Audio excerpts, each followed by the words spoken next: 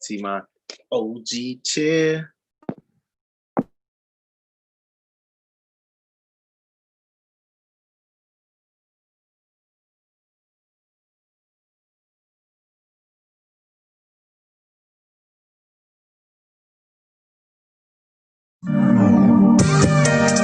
Wise guys, wise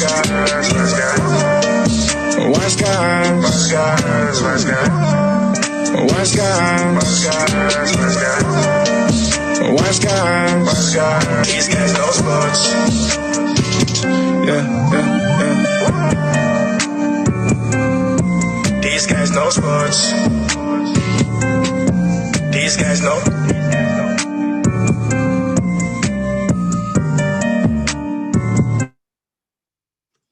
And welcome to Wise Guys. These guys know sports on this Friday, August the 21st, on the Worldwide Sports Network. Remember, go follow Wise Guys on Twitter at WiseGuys_H. Also on Facebook, Wise Guys. I'm here live with my co-host, Mr. Clarence Nixon. What's up, Mr. Nixon? First of all, Trey, I want to say happy Friday to you because I know it's been a tough week and a busy week. So happy Friday with you, brother. Thank you, brother. I appreciate that. How was your Friday treating you so far? I finally got a day off of work. I'm so happy about that. And I just want to, I'm feeling excited. I just want to get some relaxation, enjoy my Friday, enjoy this off day until I go back. You know what I'm saying? Baby? Yeah, I definitely understand that. We got an action jam-packed show ahead for all our viewers out there. We're going to talk about Houston Rockets taking a commanding 2-0 lead on OKC. Also, later on the show, we're going to talk about Luka Doncic and the Mavericks evening up their series against the Clippers.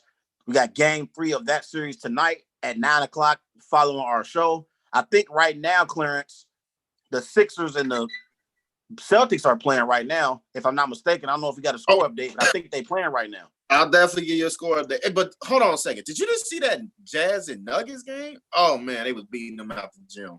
Oh, the Jazz won by 40, didn't they?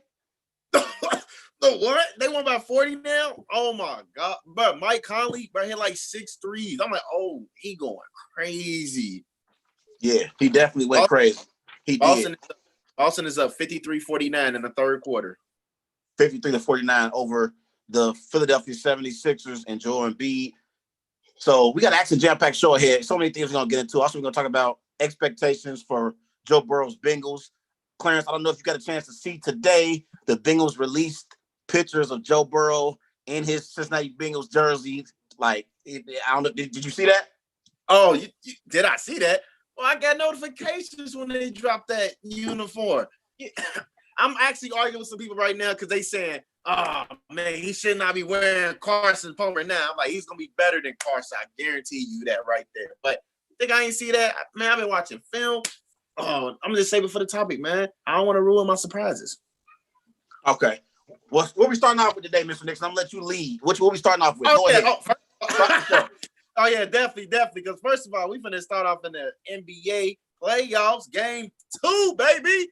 As you see, the LA Lakers defeated the Portland Trailblazers in a blowout, Mr. Larkins, 111-88. The series is tied as 1-1.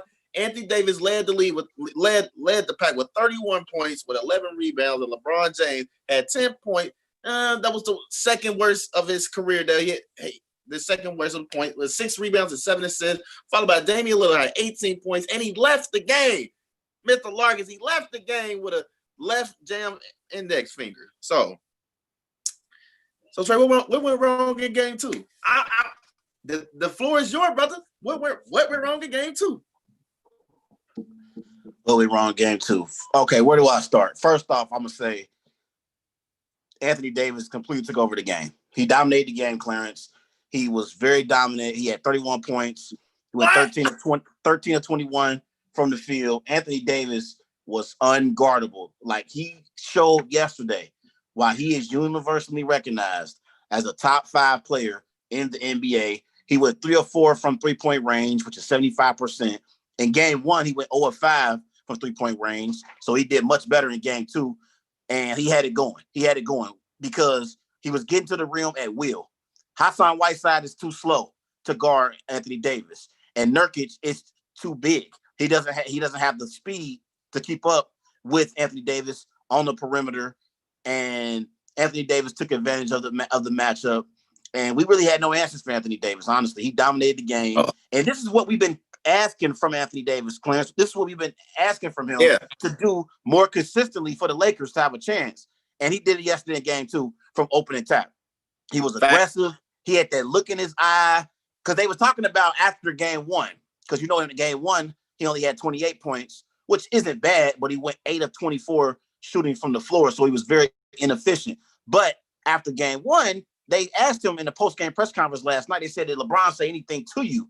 And Anthony Davis responded and said, he didn't say anything to me. He just seen it in my eye when I got to the gym today. He knew. So basically, LeBron didn't even have to say anything to Anthony Davis, because Anthony Davis knew what time it was. And the time was for him to dominate. And he did just that last night. He was a plus 32 on the court last night for the Lakers. He also had 11 rebounds and 3 assists. He completely dominated the game. And when he does this and performs at this high of a level, the Lakers can win the NBA championship. I know I picked the Clippers to beat the Lakers in the Western Conference Finals, but I'm telling you right now, Clarence, if Anthony Davis plays like this, my Portland Trailblazers will be eliminated in 5 games. And not only that, the Lakers will win the NBA championship. That's it. But listen, the thing is, are we going to get that consistent domination from Anthony Davis? I say no, because we have those games, Clarence, with AD where he only has like 10 or 11 points. He hasn't consistently dominated since being in the bubble, but last night he was aggressive, and I knew it. I was watching the game, Clarence, and I'm like, he on one tonight. He ready to rock and roll tonight. Did you watch it? You watched the game? Of course I watched the game, Trey. Did you see it in his eyes? I saw it. I said, okay, I see. Oh, look. Yes. I'm going to just tell you this. That Lakers team was just dominant. They were just dominant. And Anthony Davis led the way. He knew in his time, it was his time to shine. Like you said, he needed to play better. And guess what? He didn't even play the fourth quarter because they was up. Let me just break down these numbers to you real quick. Let me break them down. The LA Lakers shot better than Portland Trailblazers. They shot 47% to Portland's 40%. I was surprised that Damian was even shooting that bad. And then, let me get on these Portland stats. The 3-point, they shot 8 for 29 with 29%. That's horrible. That's around LeBron and them average how much they shoot from the 3. Let it be realistic. And LeBron and them shot 14 for 38, 36%. They shot better. They was the better team overall in the game. They out rebounded them. They out assist them. They caused more turnovers. You seen LeBron James actually looked like a passing LeBron. Like his he's showing his abilities that he can pass and let somebody else lead the pack. I said this before. It's time for LeBron to break down and play his true position. Because when you play your true position, you give other players the opportunity to play their part in the team's success. That just point blank right there. And Anthony Davis was just on fire. I think nobody had no answer for him. And I want to say this, because I did tag you in this post yesterday. You did say Melo was the key factor in this playoff. Yesterday, all we seen was Melo 1 for 6 with 2 points. He only took 6 I'm about to get to him, but I want to say this real quick. In order for the Portland Trailblazers to be successful, you need a great performance from either CJ McCollum or Damian Lillard. And when that does not happen, the Trailblazers struggle. Yesterday, Damian Lillard, he had 18 points, 6 of 14 shooting from the floor. He went 1 of 7 for 3-point range. CJ McCollum, he only had 13 points. He went 6 of 16 from the floor. He went 1 of 5 from 3-point range. Damian Lillard and CJ McCollum combined to go 2 of 12 from 3-point range. In order for the Portland Trailblazers to have any chance at winning this series, they need Damian Lillard and CJ McCollum to hit the perimeter shot at a higher level than just 2 for 12. 2 for 12 is not going to get it done. Also, I thought offensively, this was a performance that the Portland Trailblazers should want to forget. They should want to forget about this performance. You said it. They shot 40% from the field overall as a team, and they went 8 of 29 from 3-point range. They were due for a bad performance on the offensive side of the floor, Clarence. They were due for it. We've been balling out in the bubble. We have the best offensive rating in the bubble, period. It's been Portland. And last night, they were due for a bad performance. Carmelo Anthony, who was the first ballot Hall of Famer, my favorite all-time player. I need more than 2 points from you, bro. 1 for 6 shooting is not going to get it done against Anthony Davis and LeBron James, 2 of the top 5 players we have in the NBA. I need more from you, Melo. Melo was a minus 26 on the floor last night. Melo didn't even, not only that, Melo got no rebounds last night. I need more from Melo. But overall, what?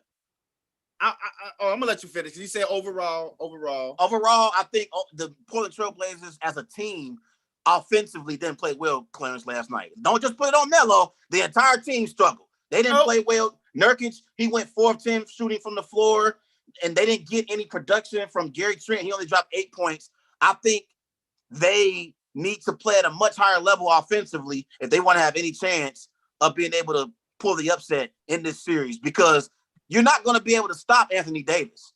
Anthony Davis is going to get his points. I think you need to try to outscore the Lakers to have a chance of beating them in this series. Even though last night, Kentavious Caldwell-Pope, he finally got his 3-point shot going, I still don't trust Kentavious Caldwell-Pope, and I don't trust Danny Green, Clarence.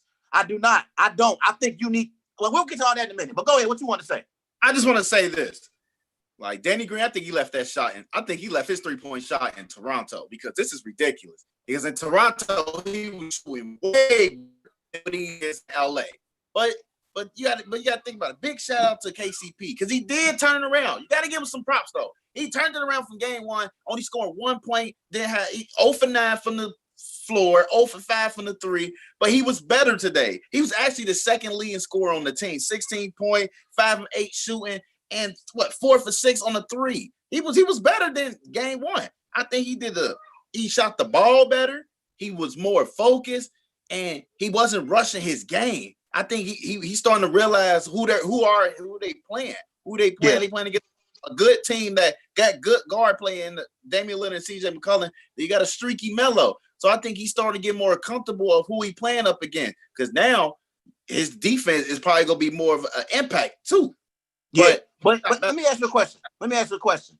If I would have told you LeBron James would have only had 10 points yesterday before the game, would you have said the Lakers would have won that game? So you said if LeBron James had 10 points? If I would have told you LeBron gonna finish the game with 10 points, would you have said that would end in a Lakers win or a Lakers loss? I think at the same time, when you got another superstar on your team, that can possibly end. It could probably end with a win, though. If No. The problem yesterday was offensively, the Portland Trailblazers didn't show up, Clarence. As great as Anthony Davis played, and Anthony Davis dominated that game yesterday. He dominated from start to finish.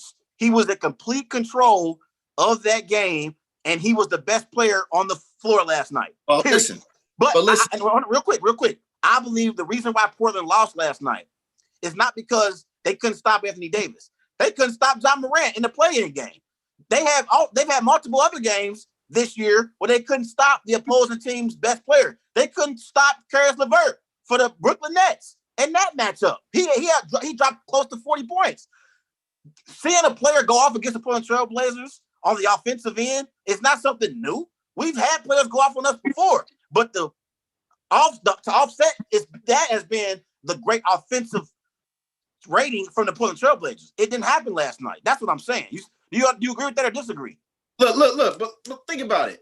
LeBron James, I was watching the game yesterday, and I seen that the mismatch he had. Gary Trent was on him a couple possessions. Hazonia was, and they would just keep swapping back. Sometimes CJ Dame was not getting a piece of LeBron, not that much, but I seen CJ and Dame guard AD, but for some reason they wasn't guarding LeBron.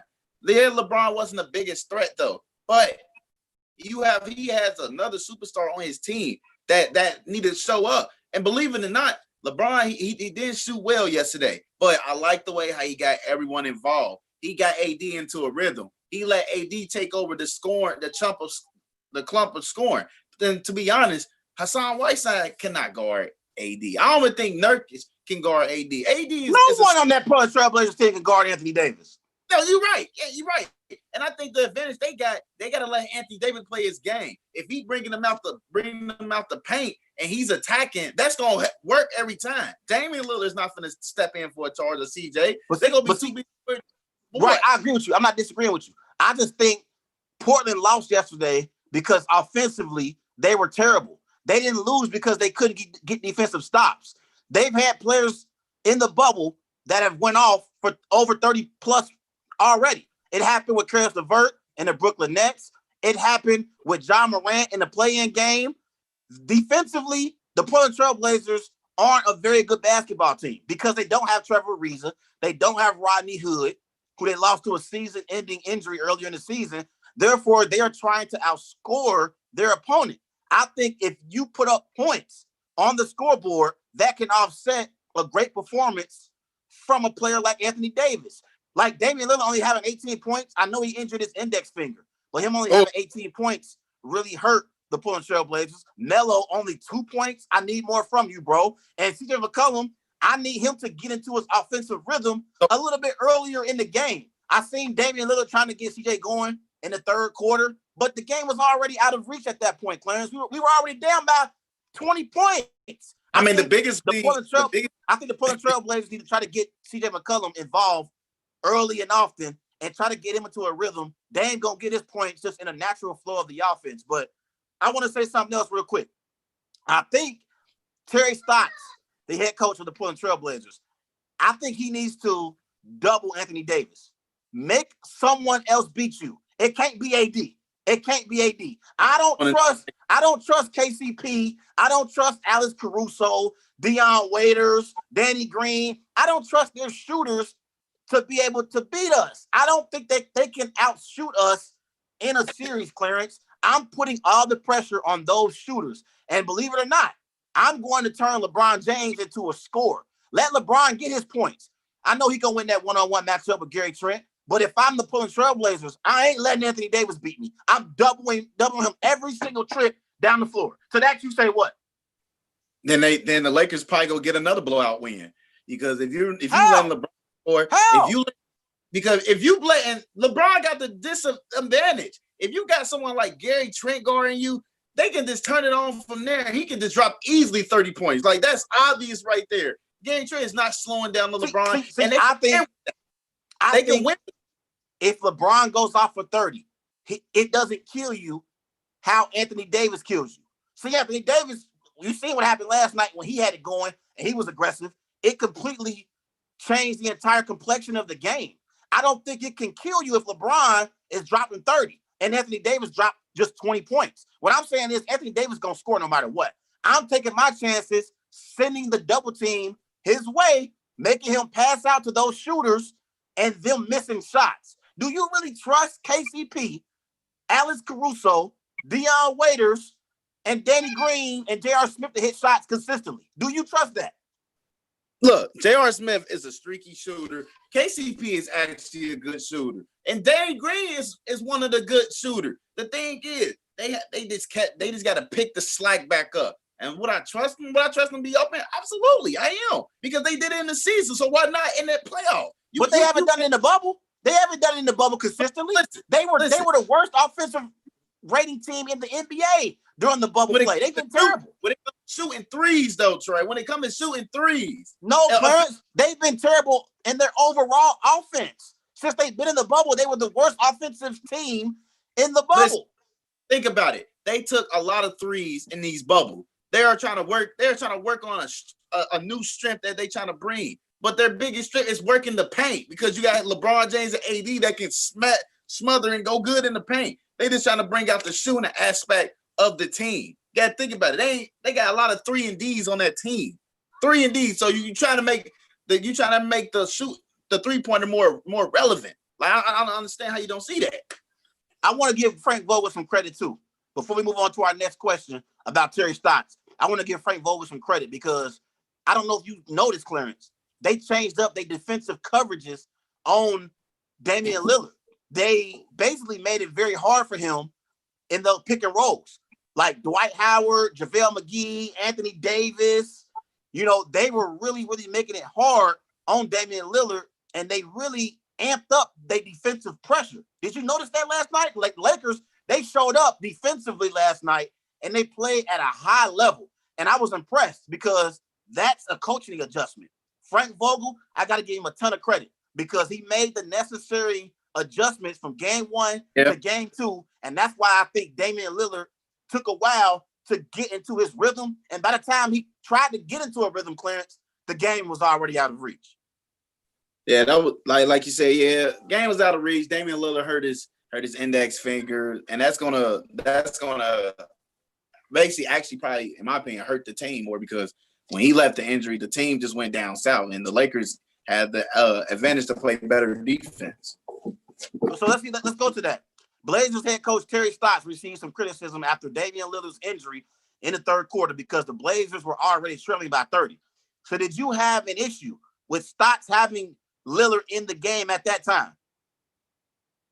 I think the issue was that when you noticed that he jammed his finger, then you should have been the coach to instantly take him out and get him evaluated. I think he was just in the motion of like the game is going on. It's a very crucial moment, and we can see can he still play through that injury? Because you think about it, AD. It was a scary moment for him when he tweaked his ankle, but then he continued to play, so it wasn't hurting him that bad. So they didn't think he didn't need to come out. But for this situation with Damian Lillard, he had to come out and get more evaluated. He just jammed his finger now. Now he got to play through a whole injury with a messed up index finger. Yeah, I don't blame Terry Stotts for having Damian Lillard in the game at that moment because we're talking about the Portland Trail Blazers, the team that has been the best on the offensive side of the floor in the bubble. The offensive rating is the best since we've been playing games in the bubble. So I think Terry Stotts, he was trying to see if his team had one more run in them. I wouldn't blame Terry Stotts here. I don't blame him for having Damian Lillard in the game at that moment. I think once he got hurt, if he didn't get injured, I would have said give it another 2 minutes. If not, take him out. Like, you know how the game, I felt the game getting away from us, Clarence, in the third quarter when the Lakers went on their run. Well, actually, they went on a run before halftime. At halftime, they were already up 17 points. It was 56-39 at halftime. So I kind of already felt the game was slipping away. And I felt like if we couldn't go on a run to start the third quarter, get Damian Lillard out of there. But the Lakers went on a run to start the third quarter.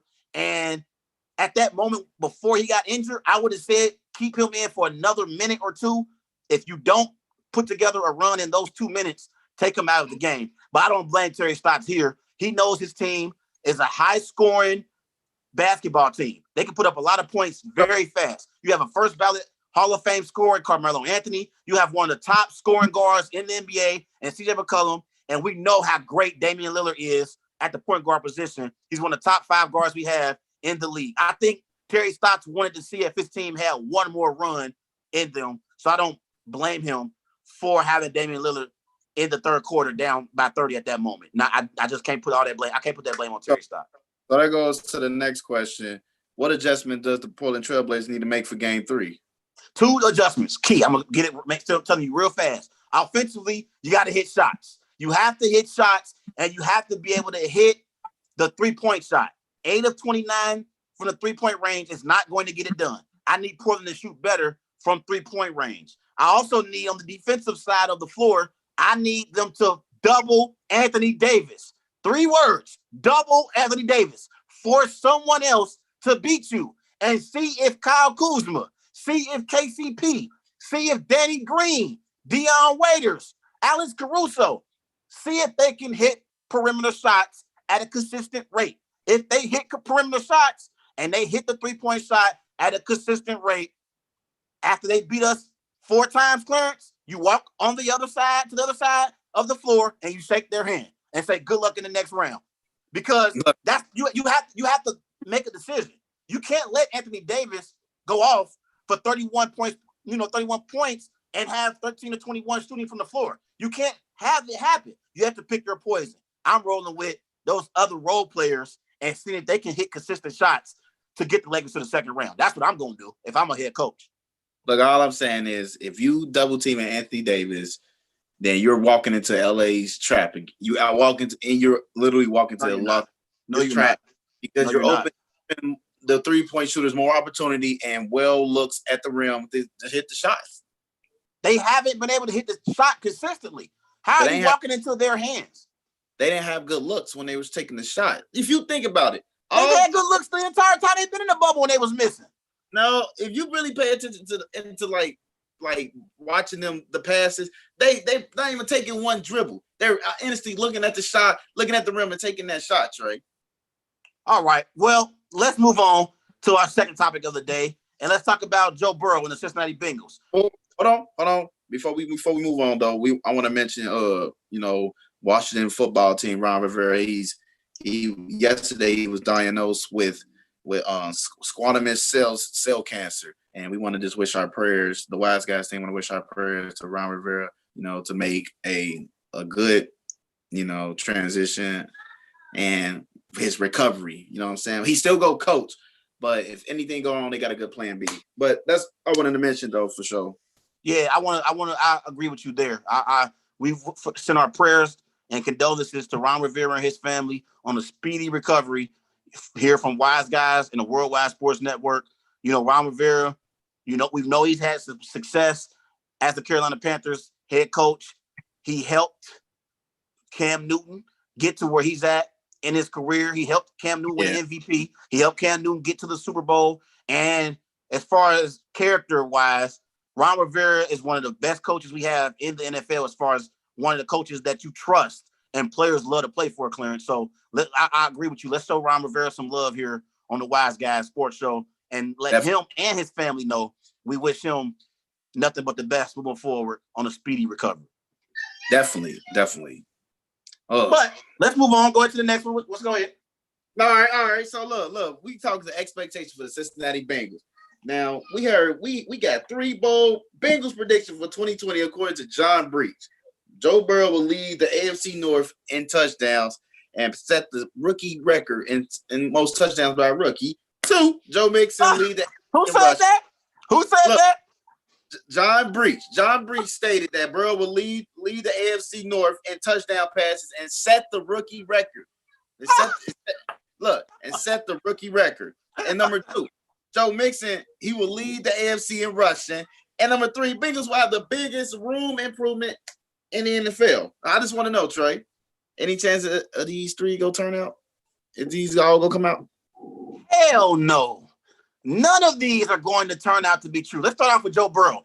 Joe Burrow is not leading the AFC North in touchdown passes when you have Big Ben Roethlisberger, a Super Bowl champion, elite quarterback at one point in his career, throwing the ball for the Pittsburgh Steelers. You also have Lamar Jackson, the reigning NFL MVP in your division. I expect Lamar to also throw for at least 25 to 30 touchdown passes this year, Clarence. I think Harbaugh wants to get Lamar Jackson in more of a rhythm throwing the ball. I think he wants him to become a better passer overall in that pocket.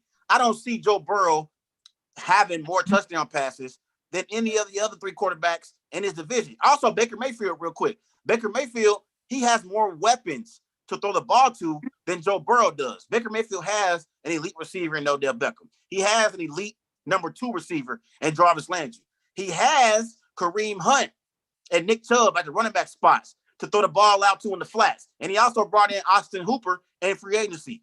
And like I said, Big Ben is a veteran quarterback who's proven, who has been elite at one point in his career. And Lamar Jackson is the reigning NFL MVP. I think Joe Burrow will finish last in the AFC North as far as touchdown passes being thrown. Now let me get to my second one. Hold on, real quick. What? I got you. Joe, I got. He'll finish last. He's not going to finish in the top 3 as far as throwing touchdown passes this year. Also, hold on. Say it again. Even Baker Mayfield gonna have more touchdowns than him? Yes. Baker Mayfield will throw more touchdown passes than Joe Burrow. And also, this is another thing you got to keep in mind. Joe Burrow is going to be going up against some elite defenses in the Pittsburgh Steelers and the Baltimore Ravens. Like, they have great front sevens. Like, they linebackers and they defensive linemen up front, they are hard to run against and throw the ball against. They apply pressure to your quarterback. So I don't see Joe Burrow being the leader in touchdown passes in the AFC North at the quarterback position. Now let's get to Joe Mixon, leads the AFC in rushing. That's the one that's the most likely of these three scenarios. I don't see that happening, but I do believe in Joe Mixon. I like Joe Mixon as a running back for the Cincinnati Bengals, and I think he's had a nice career so far since he's been in the NFL clearance. He's had 17 touchdowns, 108 receptions on his career.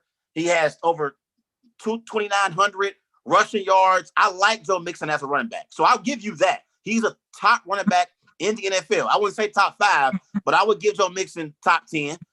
But the third one, the Bengals having the biggest win improvement in the NFL, that will not happen, my friend. Last year, they finished 2-14 on the season. They had the number 1 overall pick in the NFL draft. I don't see the Bengals having a significant win increase this year because Joe Burrow is going to be under a lot of pressure being in the AFC North. This is one of the hardest divisions we have in the NFL, Clarence, to win in. You know it, and I know it. I don't think Joe Burrow and the Cincinnati Bengals are going to have a significant win increase. I think they'll win maybe 4 or 5 games at the most.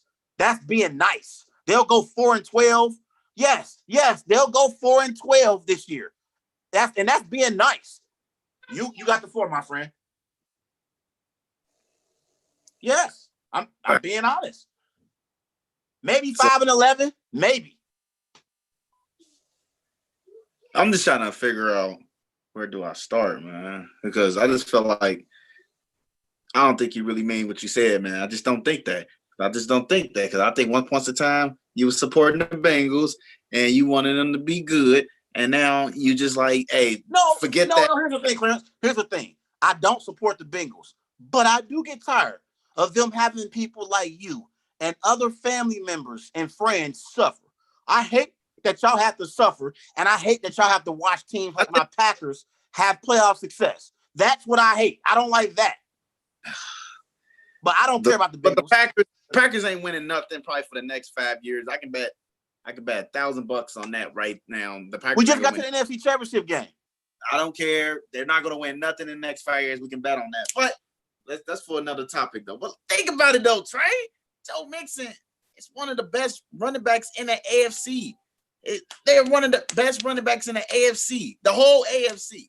Like, he's one of the best. He's probably top 2 or top 3 in the AFC, man. I think you don't give him a lot of credit because he plays in Cincinnati. But think about it. Hold on, Clarence. Out of everybody on that team, I actually believe in Joe Mixon the most. I don't believe in Joe Burrow in his rookie year going up against these tough defenses like the Baltimore Ravens and the Pittsburgh Steelers. I don't believe AJ Green can stay healthy throughout the course of a 16-game season. He already injured his hamstring in training camp. But I believe in Joe Mixon's abilities. I really do. What about Tyler Boyd? You just forget about Tyler Boyd, huh? Tyler Boyd had a nice season last year, but I don't think Tyler Boyd is a legitimate number 1. You got to think about it. Since he's actually the actual leader in slot receiving yards. Like currently, right now, he has the most slot receivers in slot yards and receiving. Come on, man. I just feel like you don't give a lot of this team credit. You don't see what they brought into this offseason. You see how we just revamped the whole defense. Where the defense is great. I think that is a top 15 defense in the NFL. But I think what's likely going to happen is the win improvements. Like, I believe that they are one of a top talent team in the NFL. In my opinion, I think the Bengals got a top 10 talent in the NFL. I hope you listening to me right now. They have a top 10 talent in the top 10 NFL. But I think they're very underrated. They're very underrated. They got a lot of good group of guys that's hungry and they're on top of their games. And our defense, I think our defense is getting nastier each and every day. Hell, we just signed the 3-time Pro Bowler Mike Daniels that played for Green Bay. And we know what he did in Green Bay. He was a beast. And now he's coming to Cincinnati. That's big for us. And I think you're really not paying attention to us because you don't like the Bengals. And I understand that's cool. But people got to understand this. I want to watch Burrow scrimmages by seeing clips. His first drive, he threw 6 straight completions. And well, let me say it like this. He threw an interception. And then after the interception, he threw 6 straight incompletions. He was 6 for 6 on his first 69 yards touchdown pass. That was great. He threw 3 touchdowns overall. Now, after practice, he went to Josh Bynes and asked him, "What did I do wrong when you caught that interception?" That just right there, that just shows you the guy is hungry. He wants to be a winner. He wants Cincinnati to be a winning team. So you're afraid of that. I think you're really afraid. What am I afraid of? I'm tired of them. I'm tired of them having people like you suffering in the playoffs. I'm tired of them having people like you get your hopes up and think they're gonna finally win the playoff game just to have a meltdown and not come through for you and your personal feelings. I don't want to see you suffering. I don't want to see my family and friends have to suffer in the NFL playoffs. You know this team hasn't won a playoff game, Clarence, since neither one of us been born. Since neither one of us been born, they haven't won a playoff game. And here's the thing. Most people in life, they are close with people who are close to their age. Majority of the people that we know and that we're close to, they haven't witnessed the Bengals win a playoff game in their lifetime. I haven't seen the Bengals win a playoff game yet in my lifetime, and I got a bunch of other Bengal fans, including yourself, who haven't seen the Bengals win one single playoff game. And you got the nerve to say my Packers aren't going to win a Super Bowl or be relevant in the next 5 years, and we fresh off an NFC Championship game appearance? The nerve that you have, my friend. But here's the thing. You said out of all 3 of these scenarios, the most likely is the Bengals having the biggest win improvement in the NFL, right? Yeah. Yes. So they went 2-14 last year. What's going to be their record this year? I'm putting you on spot. At best, if everything start clicking, at best, I'll say 9-7. Oh, hell no! At best. Are you serious? 9-7, and they can sneak into the playoffs. I can see it. I can see it. You don't spend almost $200 million. You don't spend almost $200 million on the defense and suck again. That's what you don't understand, Trey. And significantly, our defense has been better than your Packers team for years. So, are you kidding me? You think they're gonna be 9-7 with a rookie quarterback in Joe Burrow and a non-proven? They don't even have a proven head coach in Zach Taylor. The only reason Zach Taylor got the job was because he was a part of Sean McVay's staff with the Rams. This team isn't going 9-7, Clarence. Are you kidding me? Think about it.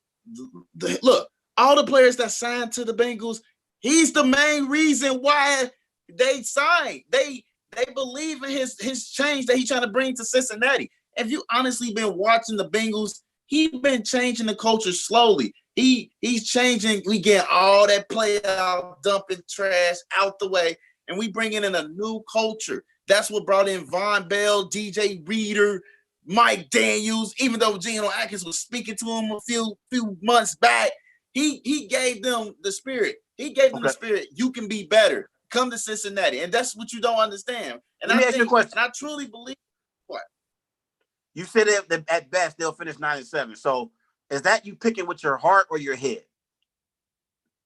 My heart? No, I'm actually picking with my mind because we are a talented team. That's just me. I'm not even being biased. Nothing. I say 9-7, 9-7 at best. I want you to highlight this. Clarence just said the Bengals will be 9-7 at best. Think about it. Oh my God, man.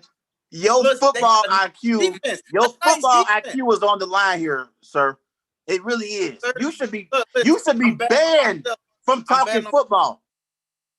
I said the key words at best. So if they own their game, I can believe they can get to 9-7 and sneak right into the playoffs. People don't believe it. We went 9-7 with Andy Dalton. So anything is possible. Anything is possible, Trey. Anything is possible, but it's not possible for your Bengals to go 9-7. That is impossible. That is the true definition of impossible. They're not better than the Pittsburgh Steelers. Last year, do you know the Pittsburgh Steelers were within one game of the playoffs and they had inconsistent quarterback play? The reason why is because they got a great coach in Mike Tomlin. Mike Tomlin is a great NFL coach. I know you Bengal fans like to hear that. Mr. Omar Epps looking like himself. But Mike Tomlin is a great coach. I love Mike Tomlin. I think he's one of the greatest coaches we have in the NFL, and he doesn't get the credit that he should. I think the Pittsburgh Steelers are better than your Bengals. I think the Cleveland Browns are a better football team from top to bottom than the Bengals. Yes, I think the Browns got one of the best rosters from top to bottom in the NFL, Clarence. I really do. They just need coaching to put it all together, and I think they got that now. Your Kevin football Stefanski is on the line. No, it's not. Yours is. They got Kevin Stefanski now. They're definitely not better than Lamar Jackson, the Baltimore Ravens. They're going to lose both games this year to Lamar Jackson and the Ravens. Agree or disagree? But well, listen to this.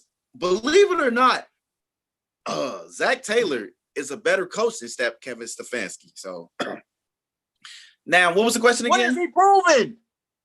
Well, he helped with the Rams go to the Super Bowl with McVay last year. He was the quarterback coach, and Jared Goff went off in 2018. Yeah, that was Sean McVay. That wasn't Zach Taylor. What do you mean? Listen, bro. This is you picking with your heart.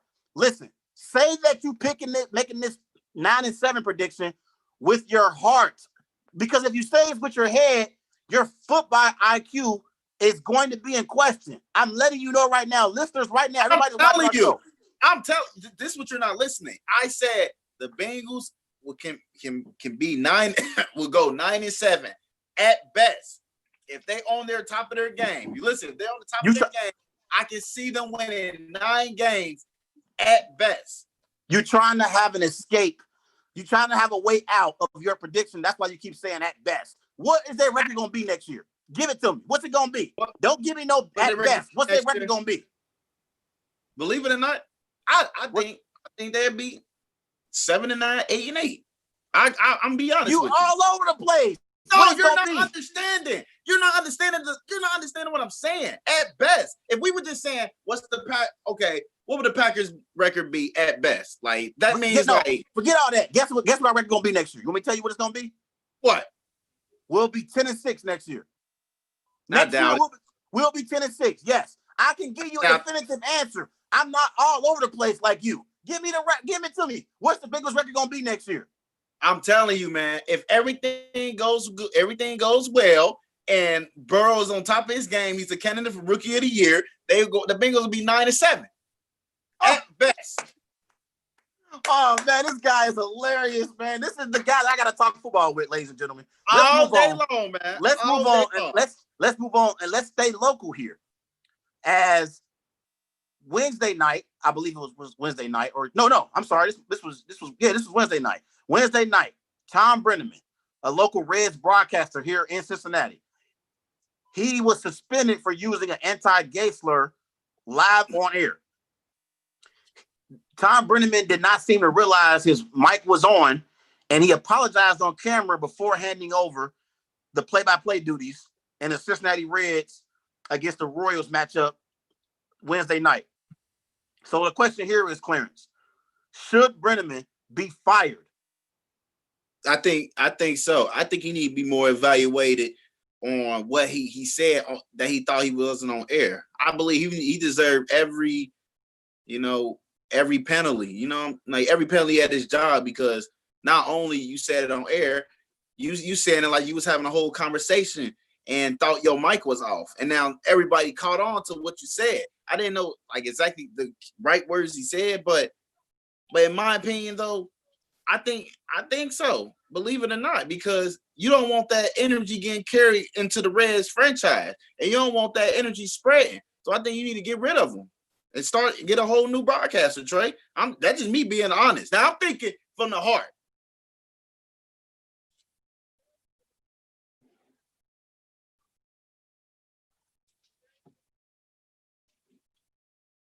Mute it. Oh, I'm sorry. I'm back. My bad. I'm back. But I completely disagree with you. I disagree. Brennaman was wrong here. He was wrong, and he deserves to be suspended for an extended amount of time. I think he deserves to be suspended. But in this situation, when I break the situation down, Clarence, I know he apologized and so forth on air, and I think his apology was sincere. But I think he's only being apologetic because he got caught.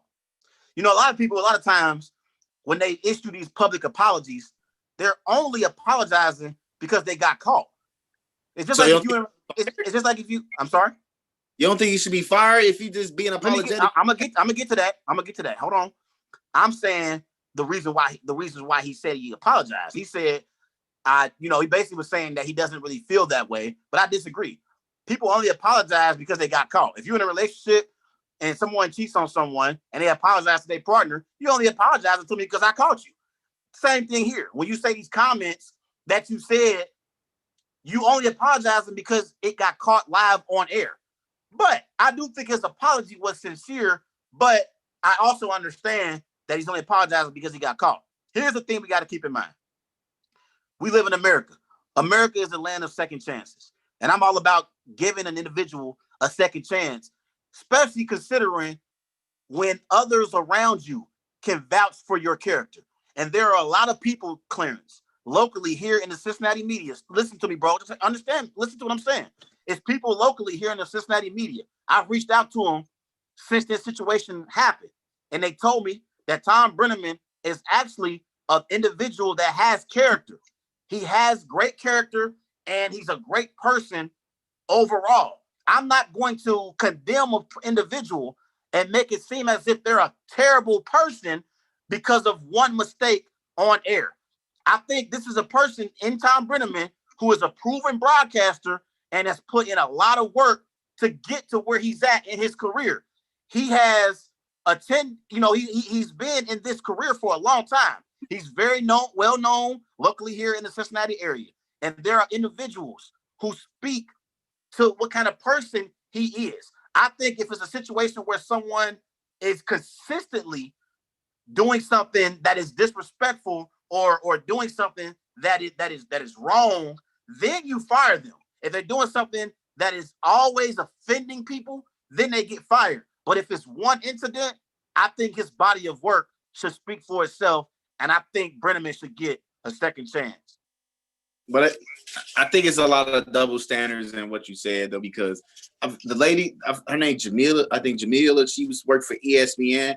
She made one incident, and boom, she got fired. And that right there, that just shows you that they didn't value her characteristics, like you said, and her like body of work that she did put on. But I think for this type of situation, you have to make the right decision. You have to do what's best. Do what's best for the company. And he is a well-deserved broadcaster, but at the same time, how many times he not gonna continue it? You know, imagine if this happened again. We go run back to this and say, you said he deserved a second chance and he went on again. I just feel like me personally, I just feel like that you need to get rid of it. You need to get rid of the problem so it never can happen again. That's just me. I understand what you're saying, but I'm of the belief this is America. This is the land of second chances. We give individuals second chances. There are people that get locked up in society, Clarence, and they make mistakes. They get out of jail and they are better individuals in society because they learned their lesson. I think he should be suspended for an extended amount of time. I don't think we should be hearing him call any play-by-play for a very long time for the Cincinnati Reds. And again, he went on air and he apologized live. Although I think the only reason he apologized is because he got caught. I'm not going to sit up here and act like his apology wasn't sincere. It seemed very sincere to me. And he did it live on air. It ain't like he had had time to go and write a speech, an apology speech, and put it together. No, he did it live on air and admitted to his mistake. Right. He was wrong here. He deserves to be suspended. But to have him, and to have his whole entire career that he's worked for be taken away from him, I think it's wrong in a situation like this. I think he deserves a second chance to be able to show what kind of person he is, and his character should go on, and we'll see what happens. But I just look at what do people say about you when things like this happen, and a lot of people in the local Cincinnati media, Clarence, they have said Brennaman is a very high character individual, and he is, a great person overall. So I'm not going to sit up here and act like what he did should cause him to lose his entire career he's worked so hard for. Yeah, I just don't agree with that. I just think, man, that type of problem you have to like get rid of it and taken care of so it won't ever happen again. That's just my last comments on it, man. Let's move on to the next topic. What's the next topic? There's definitely we're gonna be talking about that Steph Curry feeling disrespected by Kenny Smith. Woo! So earlier this week, Steph Curry went on Twitter and called out Kenny Smith for thinking Damian Lillard has better long range. So, sir, keep your mind reading this to quote. Yeah, basically, what happened was Kenny Smith was on NBA on TNT, and they were showing Damian Lillard's highlights, and Kenny Smith said, "I don't know if you can shoot that range, Steph. I don't know if you can shoot that range. You got to show me next year." And then Steph Curry went on Twitter and he said that I love NBA on TNT, but Kenny the Jet Smith, you tripping here. That's basically what was said. But is he really though? Is he really though? And I'm gonna just say this though, Trey. The question will be: should Steph feel disrespected? I think Steph should feel. He should feel like your competition is really on you. Like you made the wave of shooting the threes, but Dame, I ain't gonna lie, Dame Dollar took it to a whole nother level, man. And let me read you these numbers real quick. Before the NBA bubble, Dame Dollar was ranked second with 77 made deep threes over the season. And the person that's in front of him is Trae Young with 80, with 3 more than him. But think about it though. He's first in 3-point percentage from deep, 37%. That's was currently the best in the NBA. And he was fourth in 3-point percentage pull-ups. Like that's 73% right there. This guy is ferocious. He's ferocious in the deep range, Trey. And I think, look, and I'm putting my IQ on the line again because I'm saying it. I believe that Damian Lillard is a better deep ball shooter than Steph Curry. I think so.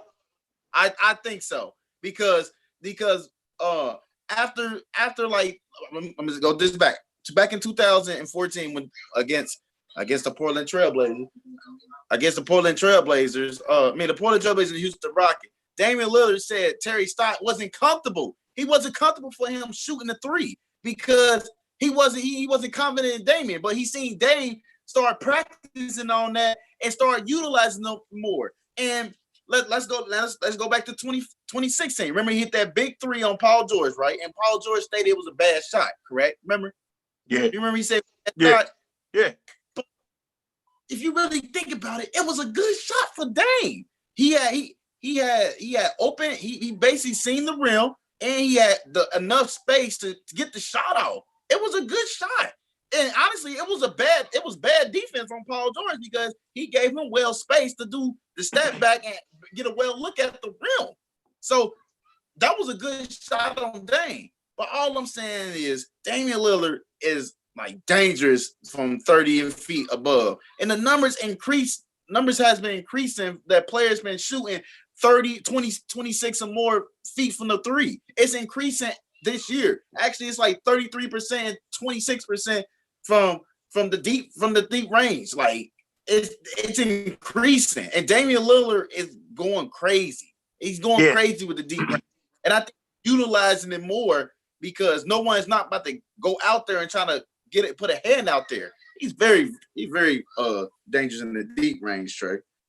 Right, but I'm not going to say that Damian Lillard shoots the deep three better than Steph Curry just yet. I got to see what Steph Curry does next year. I think we are in a day and age where we got a short-term memory and we only remember what we've saw recently. And right now, since Damian Lillard's been in the bubble, he's been balling out for the Portland Trailblazers. He ended up winning NBA bubble MVP. But I'm not ready to say he can shoot at a longer distance than Steph Curry just yet. I do think Damian Lillard and Steph Curry have similar play styles.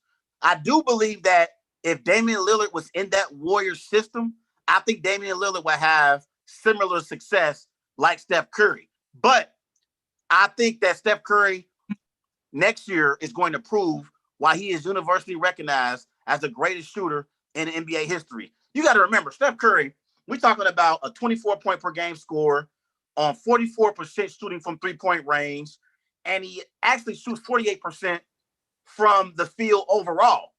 We know Steph Curry is a 3-time NBA champion, 2-time Finals MVP. Steph Curry changed the NBA. He completely changed the NBA. I know we talk about. I'm sorry. Nobody's not questioning that at all, Trey. Nobody's not questioning that. I'm not saying we are. I'm just breaking it down. I know we talk about LeBron James being one of the greatest players of all time. He's one of those players that's built like magic, but also can score the basketball at a high level. But he's a great passer.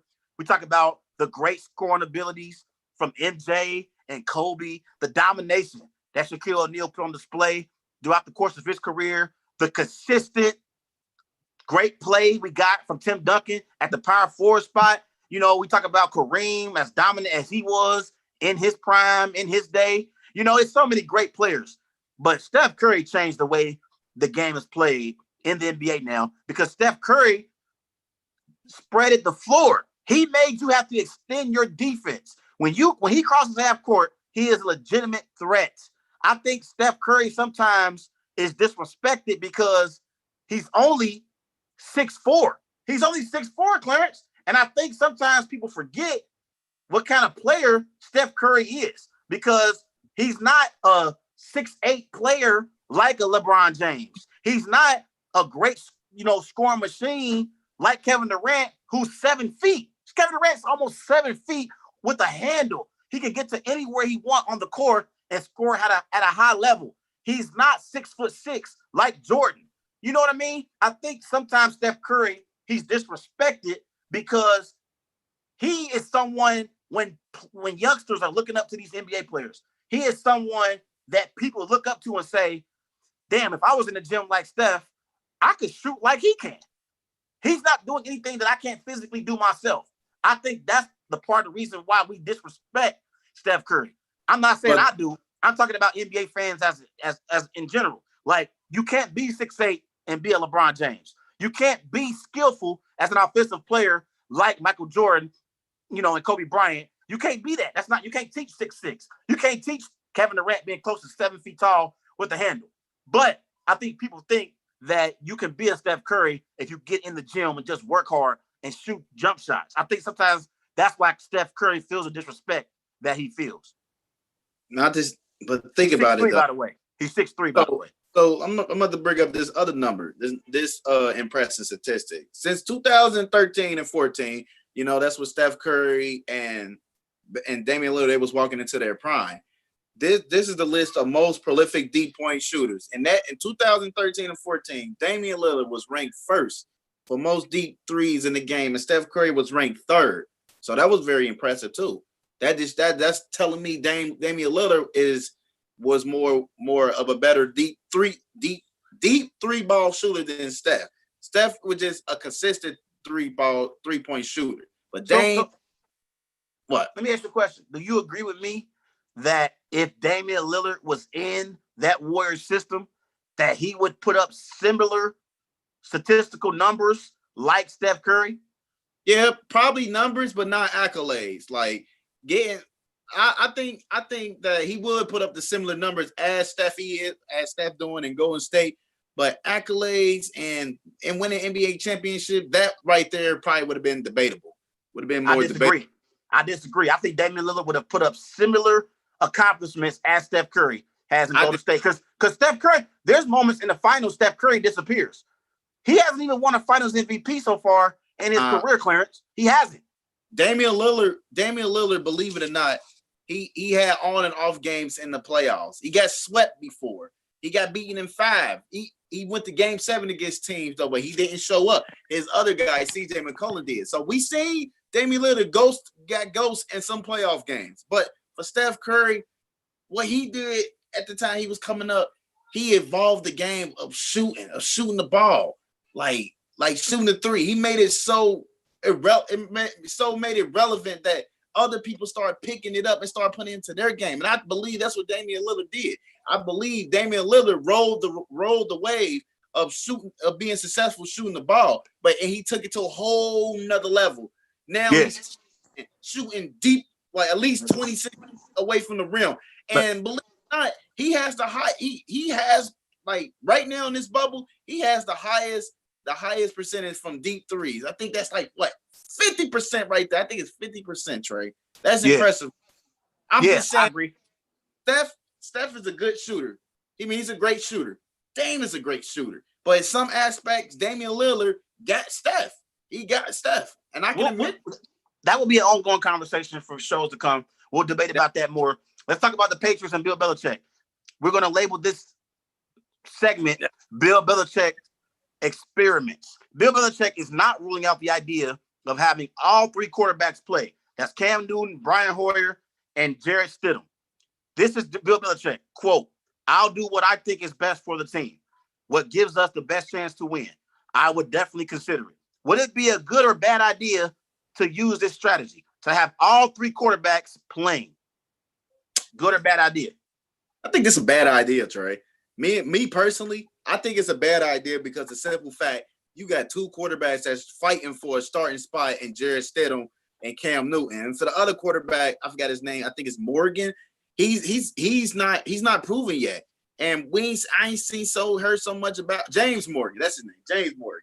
Like, I ain't seen so much stuff about him yet, and I don't think they go put him well in the mix. I think he's still gonna be in the learning aspect of being a quarterback. But the spotlight is on Cam Newton and Jarrett Stidham. We want Cam Newton to be the starting quarterback, and we want that. We want that. We, in all honesty, me and you know, Cam Newton, it should be starting without a doubt.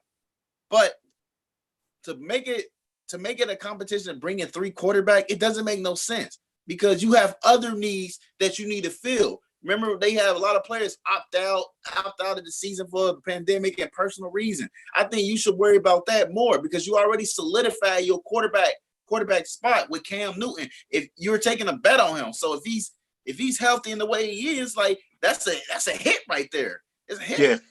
Yeah. I don't know. I don't know what the hell Bill Belichick is talking about here, Clarence. Yeah. I love Bill Belichick. We know Bill Belichick is a 6-time Super Bowl champion coach. Thanks. You know, he's a great coach. I think arguably he's the greatest coach in NFL history, as far as I'm concerned. But I don't know what he's talking about here. Let me give you some of these numbers on these Patriots quarterbacks. And total starts. Jarrett Stidham, he has none. He has no starts. he has 15 snaps, and his QBR is 0.1. Let's get to Brian Hoyer. Brian Hoyer has 38 starts in his career. He has 2,701 career snaps as a quarterback. He has a 42.7 QBR. Let's get to Cam Newton. Cam Newton has 124 career starts, 7,840 career snaps at the quarterback position. That's a 55.1 QBR. And we haven't even gotten to his statistical numbers. Statistically, he has 182 career touchdown passes. You know, he was the offensive player of the year in 2015, won an NFL MVP in 2016, been to an NFL Super Bowl, carried that Carolina Panthers team on his back to the Super Bowl, Clarence. They had no business being in the Super Bowl, but they got there because of Cameron Newton. I don't know what the hell Bill Belichick is talking about here. Cam Newton should be his day one starter, and it shouldn't even be a debate. Brian Hoyer, he can't shine Cam Newton's shoes on his best day. Okay? Like Jarrett Stidham, the only reason Jarrett Stidham is getting the love he's getting is because he's been in that Patriots system. Miss me with all this Jarrett Stidham and Brian Hoyer noise. Cam Newton is the guy for the New England Patriots. Bill Belichick should know this. So let me ask you this. Is it more pressure on Cam Newton or Bill Belichick? This season? Yeah. For this season, yeah. I would say the more pressure is on Cam Newton because most people have wrote Cam Newton off. They think Cam Newton is done. They think he's injury prone. They don't think he can play an entire 16 games, you know, so they have wrote him off because of his injury issues that happened in Carolina. And I told you, I hate the way the Carolina Panthers treated Cam Newton because Cam Newton, he put in so much work and he was so dedicated to that organization, Clarence. It was times where Cam Newton shouldn't have even been playing, but he played because he wanted to do everything in his power to help the Carolina Panthers win football games. He literally bled that baby blue and white. He did. And that black. He loved the Carolina Panthers, but they didn't love him back. I think that is more pressure on Cam because if he doesn't perform well this season, people are going to say he doesn't have anything left in the tank, and they're not going to want to sign him in future seasons to come.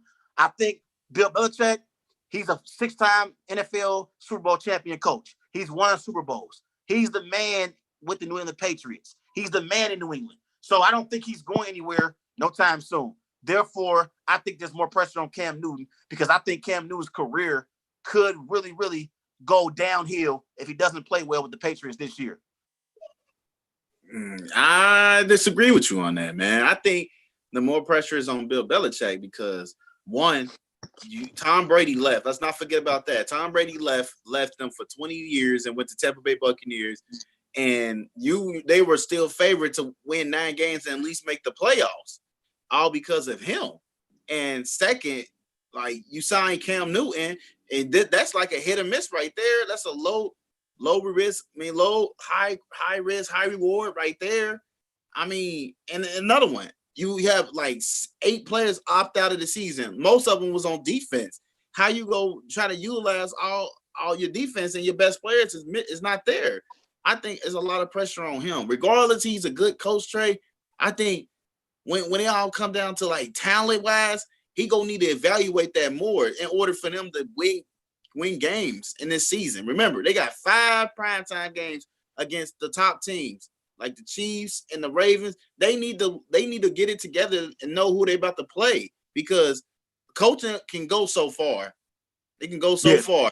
But if you don't have the talent to back it up, if you gonna come to a dead end. A few more minutes before we get out of here. Let's hit some of these quick hitters. Rockets beat the Thunder last night, 111-98, and they're up 2-0 in the first round series. What do the Thunder have to do to get back into the series? Chris Paul has to play better, and like right then and there, he has to play better. 2 assists, really, and you're CP3. You're considered one of the best point guards in all time.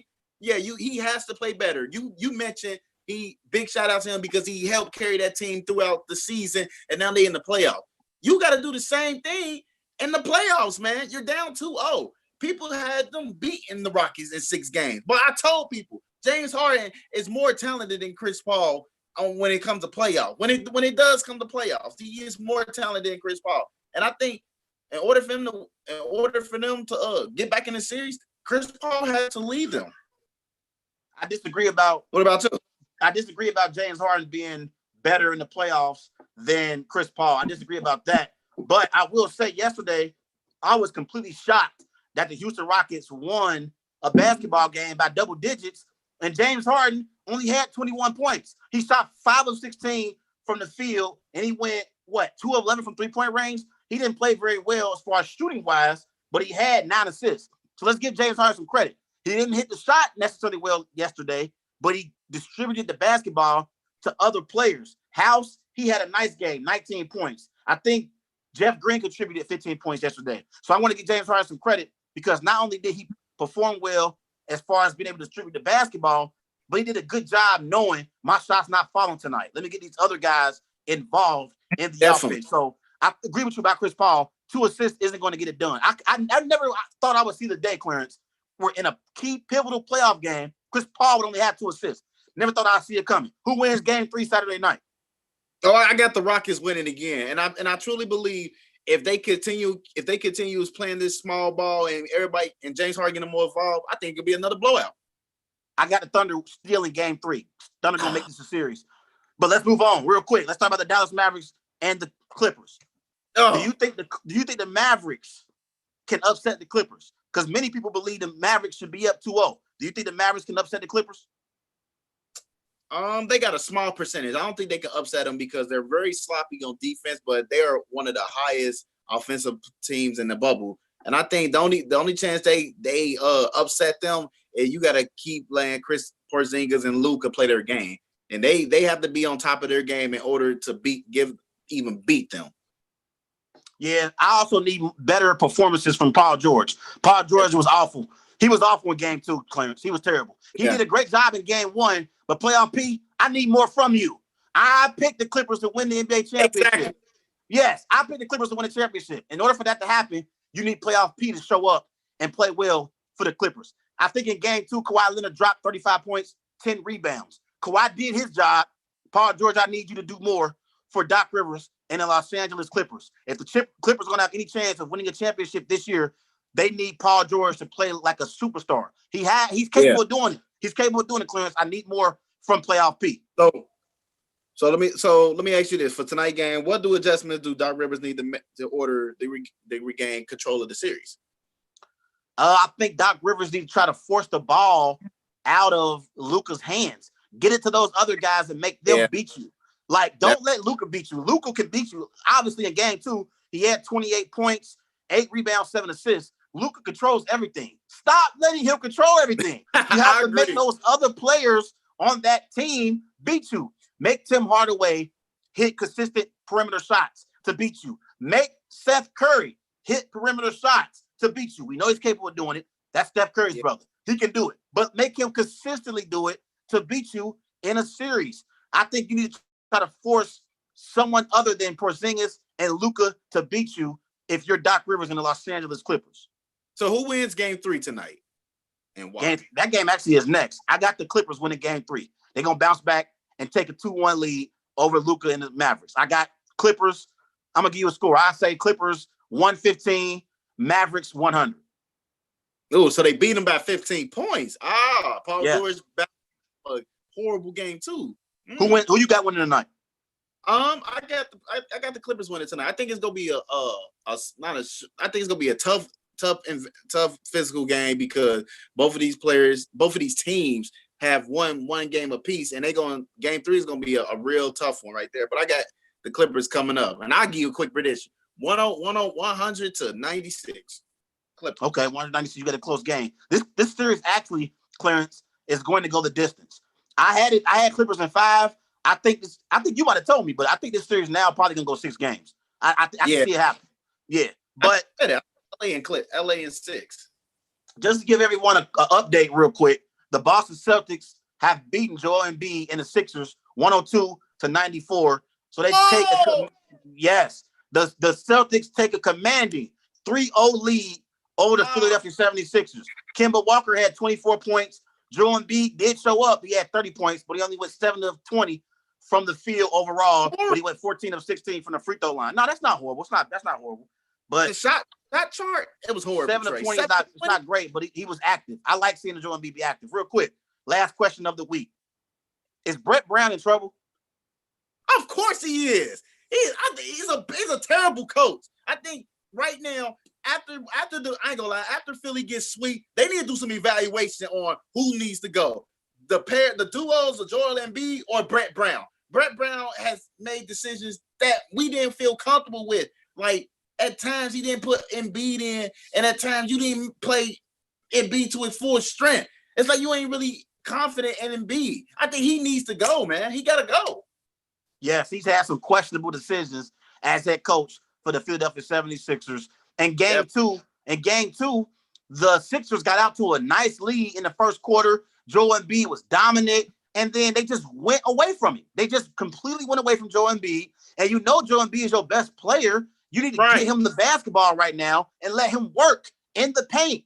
I think Brett Brown, his coaching decisions that he has made has been very questionable, to say the least. I don't think he's a terrible coach, though. You say he's terrible. I wouldn't say he's terrible, but I think he has to improve. But I think it's going to be a little bit too late because I think the Philadelphia 76ers and that organization, they're ready to move on from Brett Brown and bring in a proven head coach that can make Joel Embiid and Ben Simmons coexist, Clarence. I just don't understand, real quick. I just don't understand how you had Joel Embiid scoring enough and then you take his flow away from him. It was ridiculous, Trey. Yeah, it's crazy. It's unbelievable. But do you believe Joel Embiid and Ben Simmons can coexist? No, I don't think so. I think this is the last time that they're going to be playing together because I've been hearing multiple reports that the Chicago Bulls and Cleveland Cavaliers are willing to offer their lottery pick to the 76. And I think, honestly, that's a good idea. A good idea so you can start over and invest. If Joel Embiid is still your franchise quarterback, you have to give him something, compare him with somebody that's willing to feed him the ball and score when needed. Yeah, I agree. I don't think Joel Embiid and Ben Simmons can coexist either. I think you need to build around Joel Embiid, though. I think Joel Embiid has a higher upside than Ben Simmons. Ben Simmons still can't shoot. He can't shoot. And I think a part of the reason why Ben Simmons isn't working to improve his jump shot is because Brett Brown is it forcing him, Clarence? And that's a part of coaching. That's a part of coaching. As a coach, you need to be able to get the best out of your players. And clearly, the Philadelphia 76ers, that team has lost respect for their head coach in Brett Brown. I think Brett Brown is a great individual, and I think he knows his basketball. He's probably forgotten more basketball than I know, but I think he's not the coach for this team. Right. And I think Elton Brand, the general manager for the Philadelphia 76ers, and that Sixers organization, they will be relieving Brett Brown of his duties in the offseason. And I think the Philadelphia 76ers are going to be on the coaching search in the offseason because they need somebody that can come in there, demand Joe Embiid to stay in shape because he needs to play at a high level for them to have a chance to be able to win basketball games. I agree, man. I definitely agree. But Clarence, you got to get out of here, bro. Any big plans this weekend? Oh, no, man. I ain't doing nothing. I'm back in the lab this weekend. So, I'm back in there watching NBA games. So, I'm back in the lab. What about you? Chilling out, watching some basketball.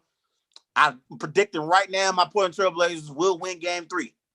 It's on record. I got LeBron and them winning a commanding 3-1 to the Portland Trail Blazers. And then another blowout. It'll be 2-1. It'll be 2-1. Yeah. But anyways, everybody have a great weekend. Remember, follow Wise Guys on Twitter at WiseGuys_H. Also on Facebook, Wise Guys. And be sure to follow Wise Guys on Instagram at These Guys Know Sports.